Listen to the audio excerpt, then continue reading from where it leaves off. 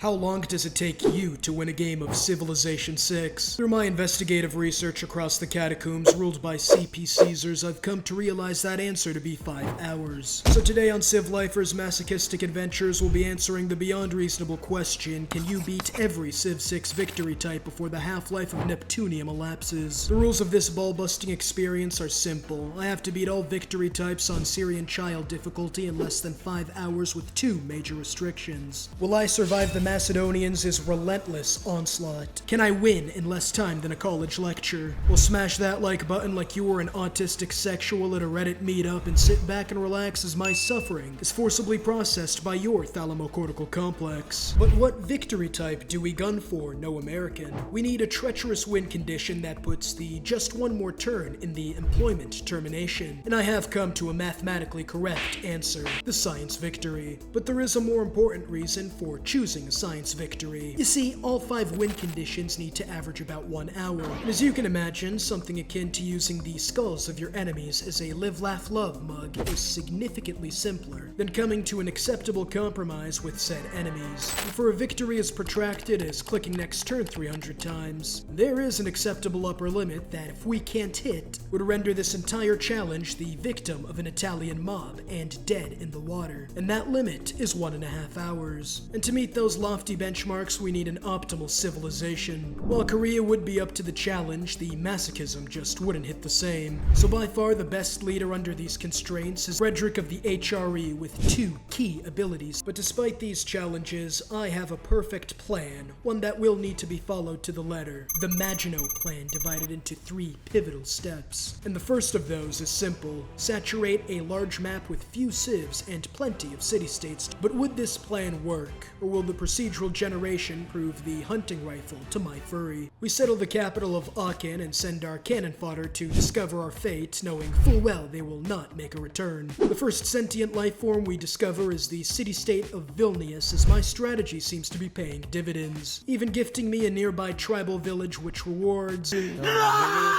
This doomsday scenario is acceptable, as we still have to discover where the future sex offenders are, ensuring that they are not right beside us. And finally, we meet 2 of them. The first of which is Scythia, who is safe across the northern Alps, but the second, well, Macedon's kind of close. That's acceptable. I put Alex's suggestions of dropping everything and traveling across the world to beat up on a random people in the suggestions box, as there was a more important matter to attend to: our diamond mine. You see, I don't just threaten the hands of innocent civilians because of the +4 amenities Gems provides, but because of the extra gold we can use to purchase goods and services. And as fate would have it, there is only 1 people we can enslave to supercharge this early game. In fact, we can buy multiple of these. With my 3rd city settled, we are faced with another challenge. How do we build these cities up? Well, the obvious answer is a district, but with so many in this science game, which one do we go for? Campuses? Are your chromosomes divisible by 12? Hansas? Do you even want to keep your hands? We need resources and traders, so commercial hubs, my beloved. And not a moment too soon, as 6 minutes have already elapsed. We'll have to speed up our development. And to do that, we need to somehow plug in both colonization, work ethic, the builder policy card, and set one aside for corruption. But how do we get 4 economic slots this early on? Well, the obvious answer is a new government, and I took your hands, not your eyes, so I know you're asking, where is the 4th? Well, I needed these hands for more than meeting quotas. I'm not a monster after all, and used them as an offering in exchange for joining the Owls of Minerva. But something happens that has the potential to ruin this run. In 2450 BC, at exactly halfway across the sundial, we lost contact with the Unga settler party, and that restart lost us almost a whole minute in the early game. If this happens later on, where the number will assuredly be much larger, well, let's just say my international hand smuggling operation will be the least of my concerns. But speaking of settlers, we need more.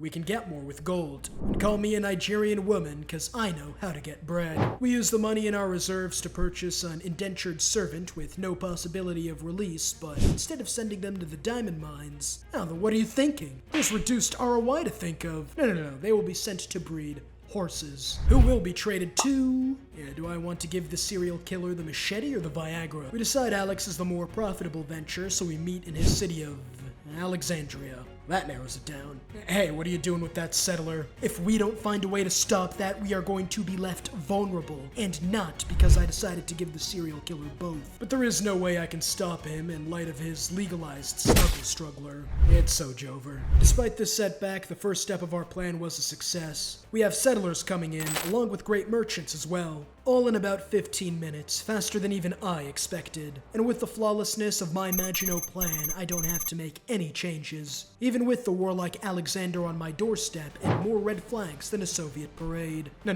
that would take away from the second step of our 3-step process. We need to catch up to the AI, and there is only one way to maximize yields in this game. By using a specific order of districts to catch up to the cheating AI, and that starts with the campuses in our cities already littered with commercial hubs. Aside from our capital, of course. But what could possibly be better than campuses now? We don't have houses yet, so there can only be one district. The entertainment complex for one key wonder, the Colosseum. Not only does nothing fill people with more joy than slaves from the Empire's periphery fighting to the death, if you're within 6 tiles travel, of course, but more importantly, it activates a secret game mechanic that we'll get to later. But now we need to start increasing our science numbers to catch up, and we're going to do that without campuses or an army of Yakubs. While education initiatives are nice, there is something even better for little Timmy at this stage. You see, the children yearn for the mines, and Frederick's first ability, the Hansa, is a perfect substitute. But that begs the question, how does this improve quality of life and scientific development? Well, first, it doesn't. And second, building this first is the mathematically superior option. Not only do you build campuses faster with more production, but campus research grants turns production to more science.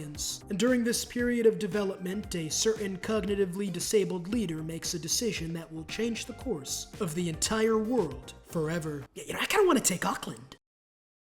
She stands no chance. Unfortunately, I have to admit that I was misleading all of you. While all our current projects will no doubt allow us to catch up to everyone, in order to surpass them, we have to use the ace up our sleeve. The Colosseum that gives our cities a 30% boost to yields thanks to the way amenities work. The Hansas everywhere that will supercharge our university program. Well, this ace will increase the science and cultural bonuses twofold. And that ace is Pingala. And so in 30 minutes, we catch up to the AI.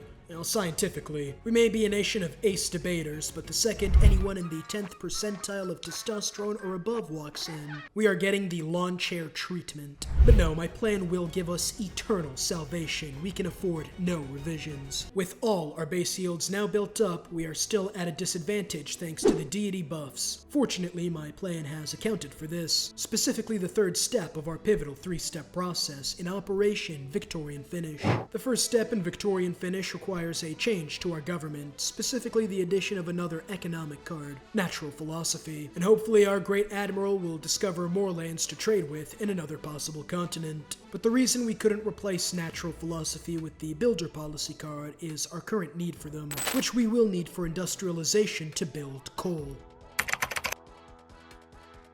We have no coal. If we don't discover a source of coal soon, we limit our science and production generation drastically. And worst of all, we can't build the required boosters for our science victory late game. We need to find a way to build up our stockpile until the more primitive civilizations develop their own coal we can trade for. And to do that, we use the Putin method. By using our new Great Admiral for an ironclad and +1 coal, we can then scrap the ironclad for parts while keeping the coal. And as for those primitive civilizations, one of them is about to gain sapience. Through her trials and tribulations, Tamiris is about to do the impossible and take the fortified Auckland from across the mountains by adapting her strategy through her addition of firearms to the mounted forces. But even with this sapience, one civ is not enough.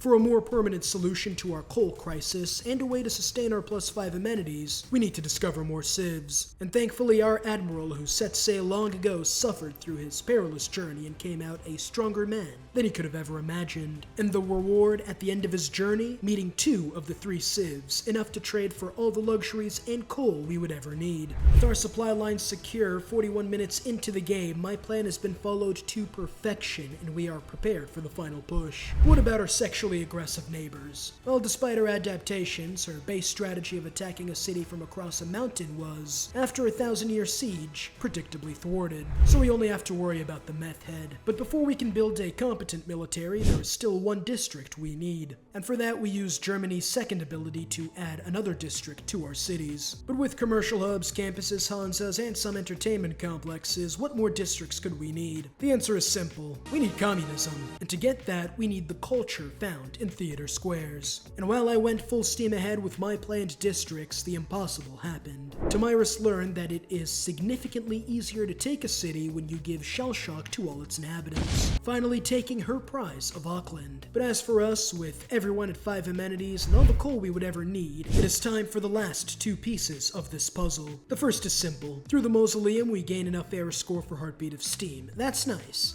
But the more direct way to build science, the advantage we've been building for this entire game, is the research lab. Fuck! Now at just 45 minutes and her hopes thrashed, Tomyris reluctantly makes an alliance with us to counter Alexander, who himself is 1 milligram of fentanyl away from an overdose. And at 400 science per turn, all we have to do is repair the war-torn Auckland countryside and wait for it. Everything changed when the meth head went berserk and launched himself into my empire. They rampaged through my unprepared defenses, as there was no way I could stop him without a prepared response. All my planning was for naught, as the only option I had was to surrender this timeline. Although there was another path I could take, we are still left with the problem of restarting 10 turns earlier and wasting all that precious time. I realized my plan was too rigid for a dynamic game such as Civilization 6, and so I had to adapt and came to the realization that the only plan that could work in this scenario is no plan at all. I had to make it up as I went. And so what is the best way to counter his oncoming invasion? Well, considering he is Macedon with cavalry and infantry, the defense couldn't be dynamic. I needed to specifically counter his forces. And so I put all my efforts into the AT Gatling gun spam. And as I waited, he did something unexpected. He did an attack. But considering his drug-induced tendencies, I knew it was a matter of when and not if.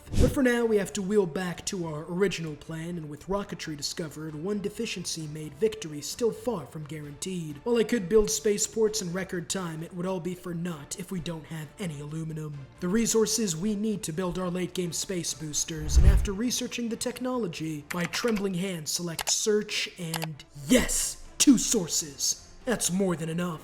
But as I send in my forced labor to extract those resources, well, the laborers have some demands. And while I could do what I always did and massacre the troublemakers, I needed their slave labor. And so I put Comrade Leifervich in command. But this works to be the best possible timeline for me because of one buff: production towards spaceship parts in my already production-heavy strategy. We are now in the endgame at a little over 1 hour, and with just 30 minutes to go, we not only have to close out this game, but prevent the Mexicans with an affinity for mass debt from sending meth to our empire. As Alex was wondering how he would break our impenetrable defenses, our traitorous ally Scythia sent him a message. So it finally happens. What the hell are you doing in front of my capital? This sneak attack on Aachen was bad, but I was prepared for this. My knights quickly diverted from their intended route as we launch a mass cavalry charge into a square of firearms.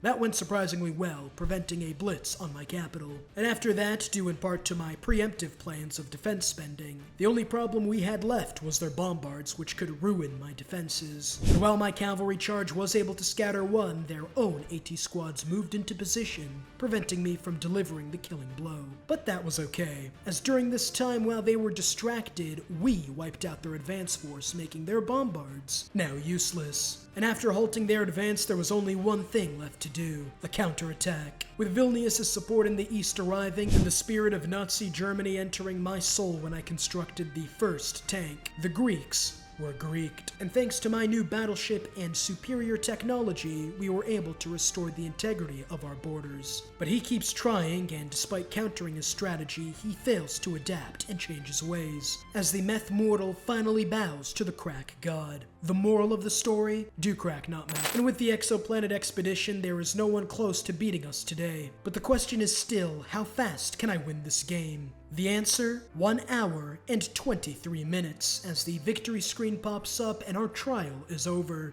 And considering this victory was well before 1.5 hours, we can call today a success, but with domination, the next victory type, the one that needs to be beat in 45 minutes or less, prove just as easy, because this minor victory we just won still doesn't make up for our poor performance during the culture portion of our challenge in this video right here.